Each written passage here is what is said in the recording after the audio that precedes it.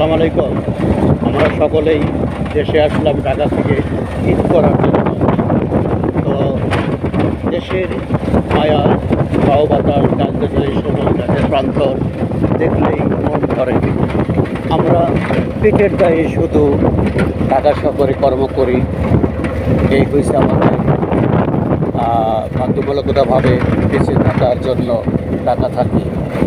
তো দেশের মায়া, দেশের যে কতটা ভালোবাসা সেটা বলে শেষ করা যাবে না। তো যাই হোক, ঈদ করার জন্য দেশে বাড়ি আসলাম, আসবাবপত্র নিয়েও আসলাম। তো টাকে কখনো উঠিনি, টাকে আসলাম। তো যাই হোক,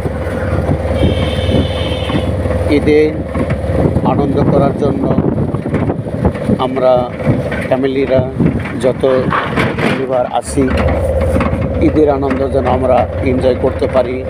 আপনারাও সকলে এনজয় করবেন, ঈদের আনন্দ ভাগাভাগ করে নেবেন, এই কামনা দোয়া করি। সহি সালাতভাবে আপনারাও দেশ থেকে ঢাকা যাবেন, আমিও দেশ থেকে ঢাকা যাব আবার।